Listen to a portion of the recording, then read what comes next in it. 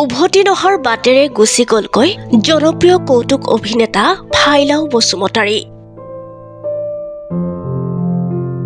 বেহাৰবাৰী আউটপোষ্টৰ জনপ্ৰিয় কৌতুক অভিনেতা বসুদা উৰ্ফে ফেইলাও বসুমতাৰী আৰু নাই।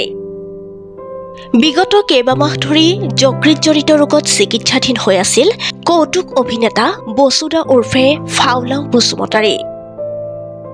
কৌতুক অভিনেতা ফাইলাও বসুমতাৰী বড়ো জনগোষ্ঠীৰ এগৰাকী লোকশিল্পী হিচাপেও জনপ্ৰিয় আছিল।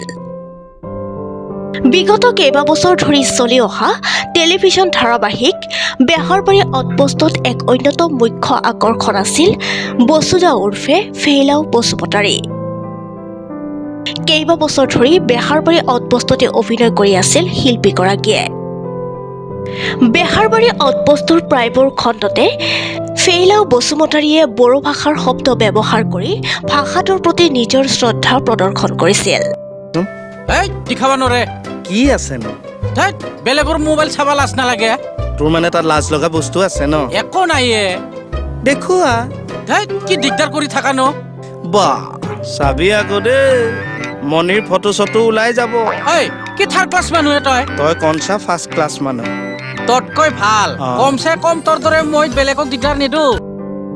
এগৰাকী জনপ্ৰিয় কৌতুক অভিনেতাৰ অকাল মৃত্যুত এতিয়া বেহাৰবাৰী আউটপোষ্টৰ দৰ্শক অসমৰ বড়ো সমাজৰ লগতে সাংস্কৃতিক জগত ৰাজ্যজুৰি শোকৰ ছাপ পৰিছে।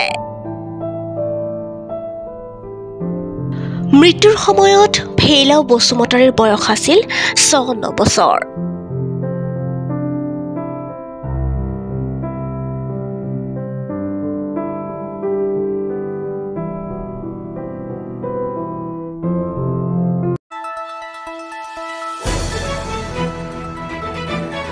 দ্য নিউজলেণ্ডছ অবিৰত তথ্যানুসন্ধান আপোনাৰ সেৱাত খবৰ সন্ধান। দ্য নিউজলেণ্ড।